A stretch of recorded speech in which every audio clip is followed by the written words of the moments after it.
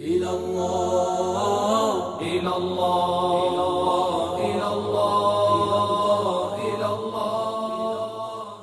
أعوذ بالله من الشيطان الرجيم. بسم الله الرحمن الرحيم.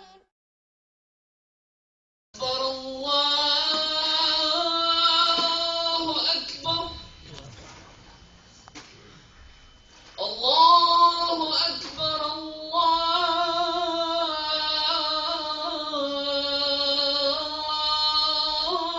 الله أكبر. أشهد أن لا إله إلا الله.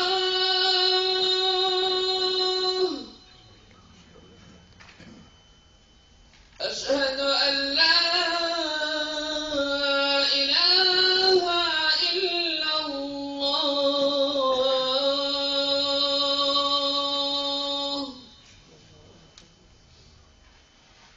أشهد أن محمدا رسول الله.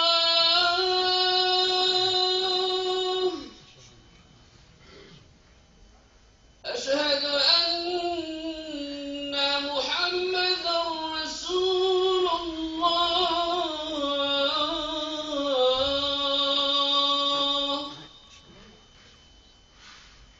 حي على الصلاة.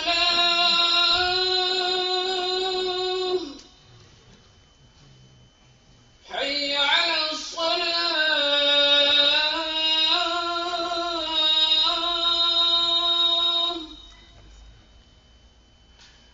حي على الفلاح.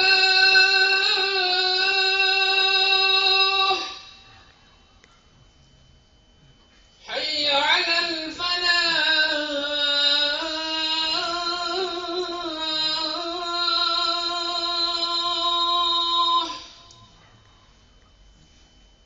الله أكبر الله أكبر. لا إله إلا الله.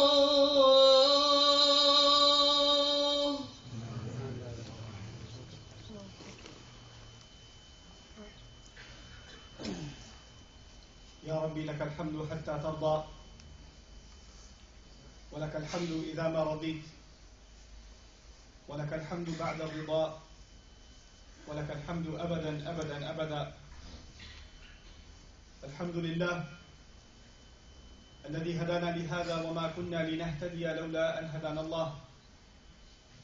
والحمد لله الذي لم يتخذ ولدا ولم يكن له شريك في الملك ولم يكن له ولي من الذل وكبره تكبيرا. والحمد لله الذي نحمده ونستعينه ونستغفره ونؤمن به ونتوكل عليه، ونعوذ بالله من شرور أنفسنا ومن سيئات أعمالنا. من يهده الله فلا مضل له، ومن يضلل فلا هادي له. ونشهد أن لا إله إلا الله وحده لا شريك له، ونشهد أن محمدا عبد الله ورسوله أرسله الله تعالى بالهدى ودين الحق ليظهره على الدين كله، وكفى بالله شهيدا. وصلى الله عليه وسلم تسليما كثيرا كثيرا. ثم أما بعد، فإن أصدق الحديث كتاب الله، وخير الهدي هدي محمد صلى الله عليه وسلم، وإن شر الأمور محدثاتها، وإن كل محدثة بدعة، وكل بدعة ضلالة، وكل ضلالة في النار. يقول سبحانه وتعالى في كتابه الكريم بعد أن أقول أعوذ بالله من الشيطان الرجيم: بسم الله الرحمن الرحيم. قد أفلح المؤمنون الذين هم في صلاتهم خاشعون، والذين هم عن اللغو معرضون، والذين هم للزكاة فاعلون، والذين هم لفروجهم حافظون إلا على أزواجهم أو ما ملكت أيمانهم فإنهم غير ملومين. فمن ابتغى وراء ذلك فأولئك هم العادون. والذين هم لأماناتهم وعهدهم راعون والذين هم على صلواتهم يحافظون أولئك هم الوارثون الذين يرثون الفردوس هم فيها خالدون اللهم اجعلنا من الوارثين رب اشرح لي صدري ويسر لي أمري واحلل عقدة من لساني يفقهوا قولي اللهم ثبتنا عند الموت بلا إله إلا الله اللهم اجعلنا من الذين آمنوا وعملوا الصالحات وتواصوا بالحق وتواصوا بالصبر اللهم اجعلنا من المفلحين يا رب العالمين. I'm sure that you probably heard a reminder about the ayat that start off the beautiful Surah Al-Mumenoon, the 23rd Surah of the Quran. Very famous words, قَدْ أَفْلَحَ الْمُؤْمِنُونَ. What I wanted to use this rare opportunity that I have, and I personally feel that I'm very honored to be here. Alhamdulillah, I flew here from Dallas this morning and haven't even seen the hotel yet because the cab driver couldn't find it, but alhamdulillah, at least he found the masjid, so I'm happy about that. But I feel very honored that I have this opportunity to speak to you, and actually the first sentiment I want to share with you before I share a reminder from these ayat is that I don't feel like a stranger. When you walk into the house of Allah, this is a bond that Allah has created between Muslims. Once they share La ilaha illallah, that bond is thicker than blood. So you feel home. And once you enter the house of Allah, you see other Muslims, you say salam, and they say salam back. You smile in their face, and they smile back. You fulfill that sunnah of Allah's Messenger, sallallahu alaihi wasallam, and they fulfill their part. You know, at that point, there's a tranquility in our hearts. And there's a unity that doesn't have to be talked about, or you don't have to give speeches about it, you just feel it in your heart. And may Allah Azza wa Jal put that genuine kind of sincere unity in all of our hearts, and remove ghil, remove ill feeling, remove harshness, remove jealousy and anger, and frustration and judgments between each other. May Allah remove those from us and really make us a true brotherhood. Allah Azza wa Jal says in the surah, very beginning, قَدْ أَفْلَحَ الْمُؤْمِنُونَ. Those of you who are familiar with Arabic, you know qad is adat al-tawqeed. It's used to emphasize something, but it's also used to say or communicate the meanings of already. So whatever's about to be said is already the case. It's not like it's going to be the case, it's already the case. Then Allah uses a verb in particular for success, aflaha. Aflaha. And before we go further, a really shallow translation would suggest true believers have already attained success, or they have already succeeded. But a very particular flavor of success is what's mentioned in the ayah. And the word aflaha is related to the Arabic term fallah. Fallah, the farmer. And the farmer in Arabic, interestingly, has tons of words. There's lots of words that depict the farmer. Because farming was so very important to the Arabs, because most of their region wasn't really something you could grow anything on, so the few places you can grow something on are very, very important. And the activity that goes on there is very, very important. Incidentally, things that were really important to the ancient Arabs, they had lots of words for them. Like the sword. They had lots of words for the sword.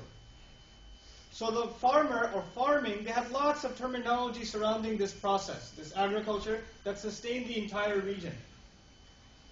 At the end of the farming season, the harvest season, when the farmer is finally done with his labor, he sees that the crop, the harvest is tall, the stalks are tall, and he's going to go and cut all of his labor down.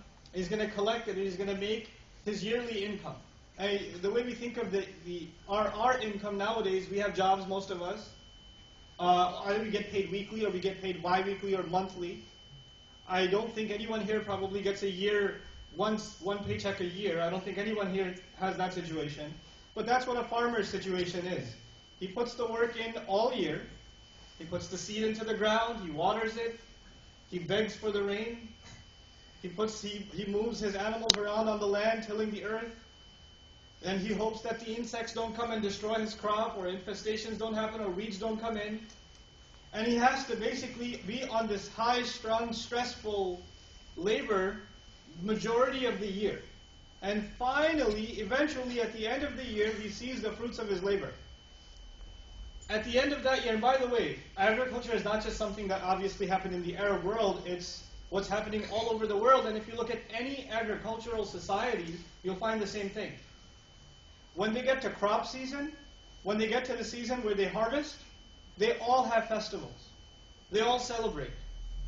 They'll decorate their entire villages. There'll be singing going on. They're going to be, why? Because that's not one paycheck in the entire year.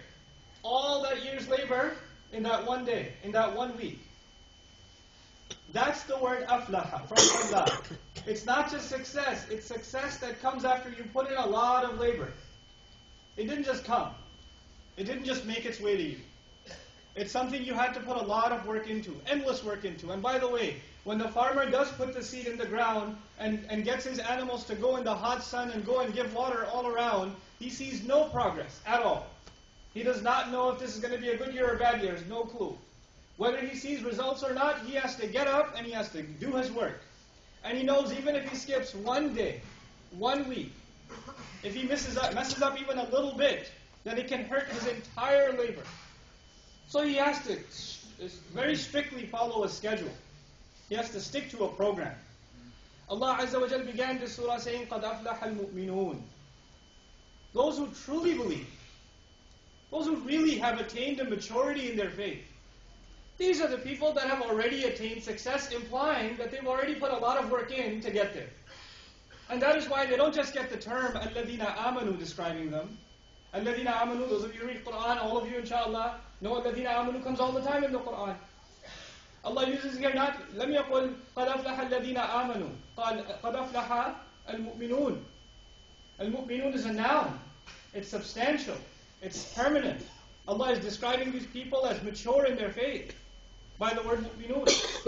When Allah uses الَّذِينَ آمَنُوا in the Quran, sometimes He even complains about them. يَا أَيُّهَا الَّذِينَ آمَنُوا مَا لَكُمْ. Those of you who have iman, what's wrong with you? What's wrong with you? لِمَ تَقُولُونَ مَا لَا تَفْعَلُونَ بَعْدَ قَوْلِهِ يَا أَيُّهَا الَّذِينَ آمَنُوا لِمَ تَقُولُونَ مَا لَا تَفْعَلُونَ. Those of you who claim to have iman, why do you say things you don't do? But here in this ayah, these are real believers. And we beg Allah that He counts us among them.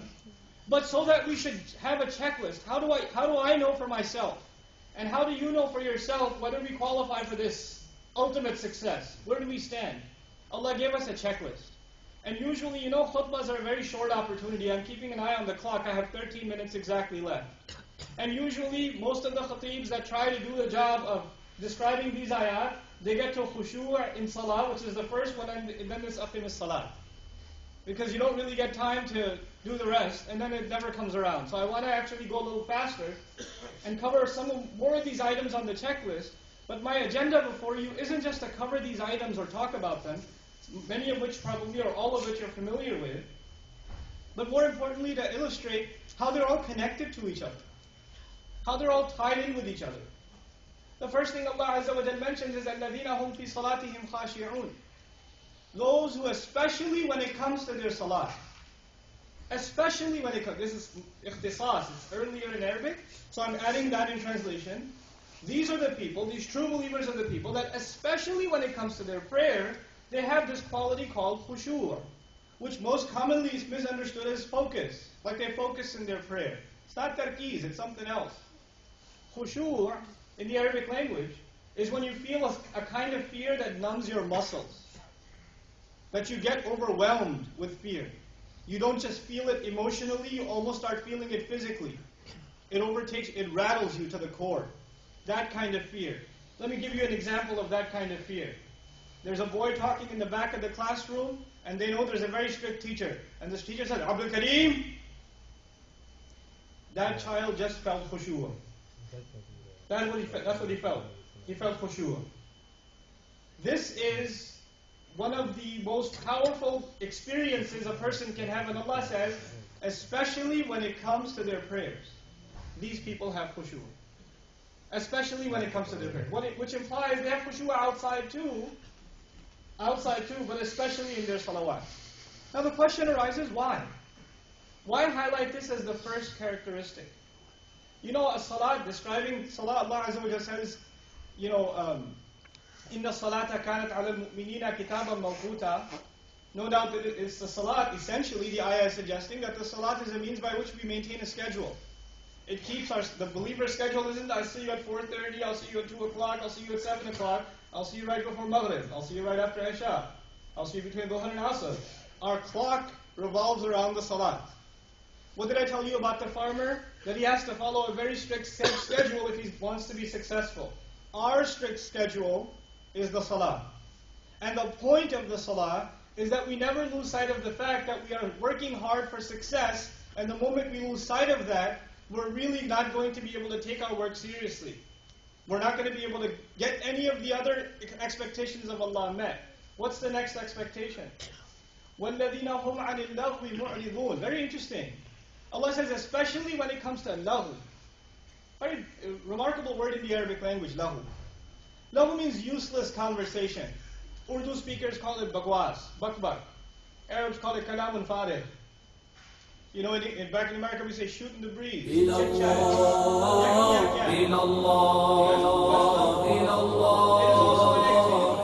That's a speech, it's an activity that doesn't benefit you here in this world and has no benefit for you in the akhirah either. You got nothing good out of the PlayStation 3 here or in the akhirah. You got nothing good out of Angry Birds here or in the akhirah. But it took a lot of your time. It takes a lot of your time. This is lahu. Useless activity. Useless speech. That has no benefit in the world and no benefit in the next. When people start respecting their time, by the way, how does a Muslim respect his time? With salat. Salat is proof that you have respect for your time. If you really had khushu' in salat, you'd start respecting not just the time of salah, the time between the salawat also, so you have no time to waste, so there's no lahu in your life. You cut it out. You get rid of useless things in your life. You have friends. Sometimes, you know, when you're listening to a khutbah or listening to Quran, you listen to it for 3 minutes, you get sleepy. Oh man, I've been listening a long time. That was really long. But when you're talking to your friends about nothing at all, you can sit for hours and talk. You're like, where did the time go? Oh my God, it's 2 a.m.?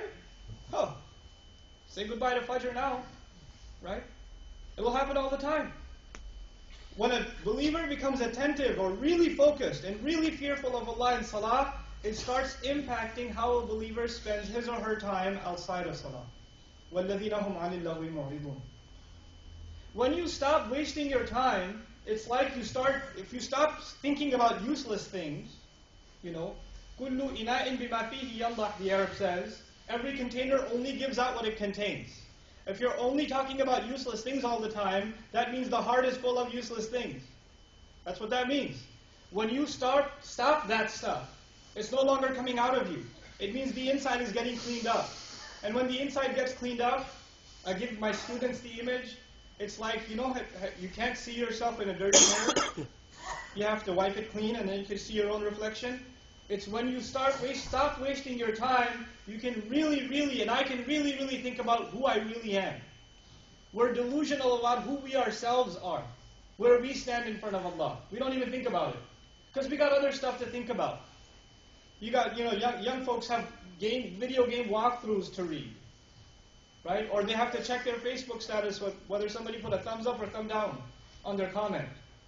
They have other stuff to do. But when you cut that stuff out of your life, then you start thinking about, where do I stand? What have I accomplished? You start asking yourself some very hard questions. And you start realizing that you and I have some very deep flaws. We have some problems. Some things we need to work on. Maybe you never thought about it before, but once you cut out a useless part of your life, it makes you more reflective about yourself. Allah Azza wa Jalla says, وَالَّذِينَ هُمْ لِلزَّكَاةِ فَاعِلُونَ. Those especially for the goal of cleansing themselves, purifying themselves. This is not just the zakat of giving zakat, because that is وَالَّذِينَ هُمْ الزَّكَاةَ مُؤْتُونَ. Different verbiage, different language. Listen, this is zakati fa'ilun.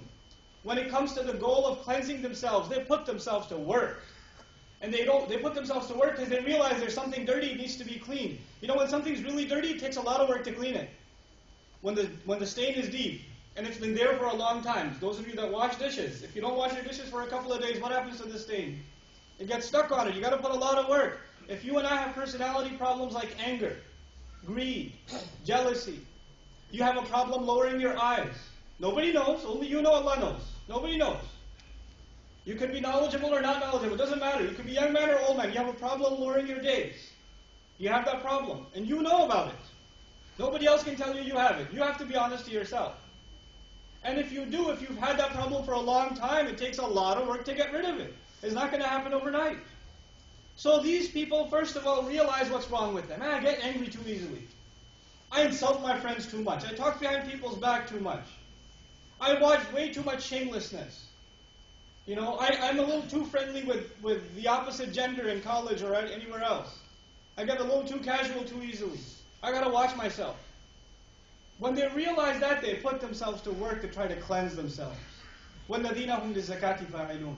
And when it comes to cleaning yourself up, there's one fitna, there's one trial that is so dangerous that no matter how hard you work at it, the temptation never goes away. You know, you can work really hard and you can get riba out of your life, backbiting out of your life. You can work really hard and go from being a very angry person to becoming a patient person. It can happen. You can evolve. It can happen. It's possible. You can work really hard and be a very lazy person. Some people say, like in America, it's very common. I'm not a morning person, they say. I'm not a morning person means I can't wake up before 11 a.m. Right? That's what that means. But some people, if you work on yourself, you can become a morning person. You can become diligent in time. But there's one problem. There's one temptation that even the Prophet ﷺ was most concerned about when he came to this ummah. And that is temptation between men and women. Shamelessness. So Allah Azza wa Jal dedicates multiple ayat to this one problem in the ayat of Mumenoon. قَدْ أَفْلَحَ الْمُؤْمِنُونَ الَّذِينَ هُمْ فِي صَلَاتِهِمْ خَاشِعُونَ وَالَّذِينَ هُمْ عَنِ اللَّغْوِ مُعْرِضُونَ وَالَّذِينَ هُمْ لِلزَّكَاةِ فَاعِلُونَ. Now that purification has been mentioned. وَالَّذِينَ هُمْ لِفُرُوجِهِمْ حَافِظُونَ. One ayah. إِلَّا عَلَىٰ أَزْوَاجِهِمْ أَوْ مَا مَلَكَتْ أَيْمَانُهُمْ فَإِنَّهُمْ غَيْرُ مَلُومِينَ. Two ayat. فَمَنِ ابْتَغَى وَرَاءَ ذَلِكَ فَأُولَٰئِكَ هُمُ الْعَادُونَ. Three ayat, same subject. One subject. What's that one subject? Shamelessness. When it comes to their privates, they guard them. Except on their lawful, where they can lawfully, execute their temptations. We can look upon our wife. We can have a beautiful relationship without, with the spouse. That's fine. They keep themselves restricted to that and they're happy with that. You know, one of the things that we learned from that, I have 4 minutes left. I'm keeping an eye on the clock. One of the things we learned from that is how hard we have to work on making our marriages beautiful.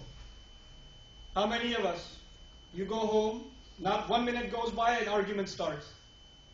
How's your day? How's your day? Why are you asking like that? Oh my God, you're so nasty. And you just go back and forth, back and forth, back and forth. But when you go to work, and the secretary says, how's your day? How's your day, Mohammed? You say, it was great. It was really beautiful. I'd love to talk to you about it. And you want to prolong the conversation. The wife asks you, how's your day? I don't want to talk about entire right now. Don't bother me right now. We have to put work in to make our marriages beautiful, to make our marriages romantic, which is the sunnah of Allah's Messenger, sallallahu alayhi wa sallam, because that protects us from shamelessness. That protects us from the waswasa of shaitan. That's part of our job as believers. We got to do that. We have to do it. We have to make time. And nothing will become better if you don't give it time. Your wife needs your time. Your husband needs your time. Just like your kids need your time. That'll be for another khutbah, another occasion, inshallah ta'ala. But وَالَّذِينَ هُمْ لِفُرُوجِهِمْ حَافِظُونَ. And at the end of, once Allah mentions they can stay away from this major problem, and by the way, I say this is an easier problem to tackle, and also a bigger problem for us to face than ever before. Because now shamelessness is staring at us down the street, on your mobile device, when you're checking your email, when you're watching the news. It doesn't let you go anywhere. You can't go groceries, you can't go to the college, you can't go anywhere. But to be exposed to shamelessness all the time, which means it requires that much more work from you and me. Every time you look at something wrong, and you don't feel bad. You don't feel bad. It's another stain on your heart. And how many stains, because until this heart gets so dirty, and then you and I wonder, when we make dua to Allah, how come the guy next to me is crying, I can't even cry? My heart is incapable of crying, because it's so dirty, and it's so stained. It's so stained that the light can't even get inside. Because we keep getting it dirtier and dirtier and dirtier. These are the ayat of cleaning ourselves up.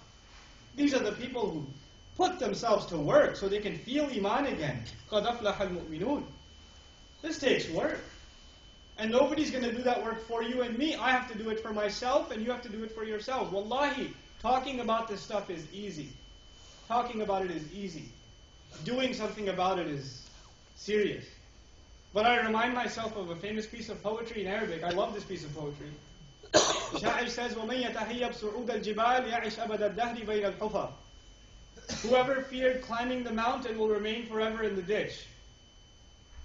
You and I, if you think I can't change, it's way too much change for me. Don't be afraid. At least start. 1,000 miles, start with a step. Get started. Do something at least. Put a little bit of work in, and then you see how Allah makes changes in your life. How Allah opens doors in your life. Some of you try to make it to Fajr at the masjid sometimes. The few times you do make it, you know how much more beautiful your day goes. Just because you made it. Some of you try to make, you're not regular in your salawat. The few days that you do make salat on time, properly, you know the kind of light and joy and peace and tranquility and happiness you feel in those days. It's a gift from Allah. And you can accomplish it. You can get there. This is the last bit I want to share with you in my final minute. After mentioning this big temptation and how we have to ward ourselves away from it, Allah Azza wa Jalla mentions two more things before He tells us these are the people that inherit the highest paradise. And may Allah make all of us from them. Allah says, وَالَّذِينَ هُمْ لِأَمَانَاتِهِمْ وَعَهْدِهِمْ رَاعُونَ وَالَّذِينَ هُمْ عَلَى صَلَوَاتِهِمْ يُحَافِظُونَ. Two things. When it comes to the things they're trusted with and the promises that they make, they don't just fulfill them, not just mufun, ra'un. They watch over them.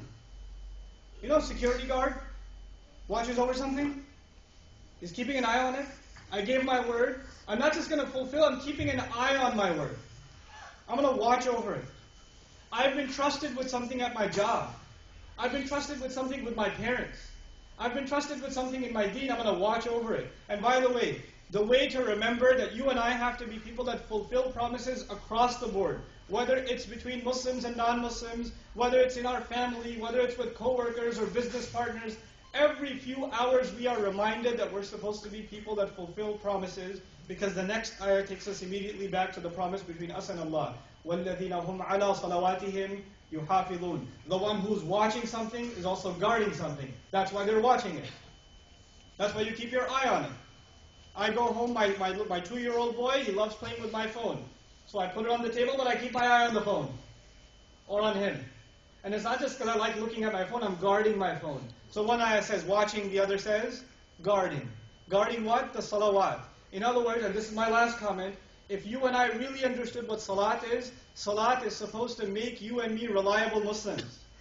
It's supposed to make you and me people that keep their word. People that can be trusted.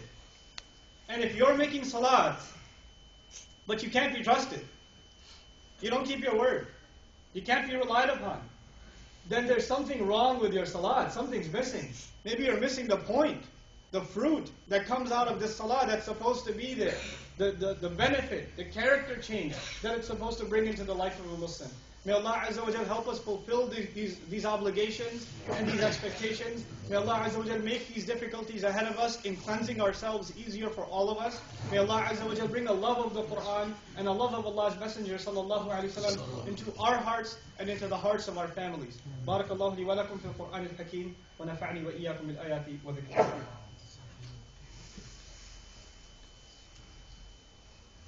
الحمد لله وكفى والصلاة والسلام على عباده الذين اصطفى خصوصا على أفضلهم وخاتم النبيين محمد الأمين وعلى آله وصحبه أجمعين. يقول الله عز وجل في كتابه الكريم بعد أن أقول أعوذ بالله من الشيطان الرجيم إن الله وملائكته يصلون على النبي يا أيها الذين آمنوا صلوا عليه وسلموا تسليما اللهم صل على محمد وعلى آل محمد كما صليت على إبراهيم وعلى آل إبراهيم في العالمين إنك حميد مجيد اللهم بارك على محمد وعلى آل محمد كما باركت على إبراهيم وعلى آل إبراهيم في العالمين إنك حميد مجيد. عباد الله رحمكم الله اتقوا الله إن الله يأمر بالعدل والإحسان وإيتاء ذي القربى وينهى عن الفحشاء والمنكر ولذكر الله أكبر والله يعلم ما تصنعون. أقم الصلاة إن الصلاة كانت على المؤمنين كتابا موقوتا.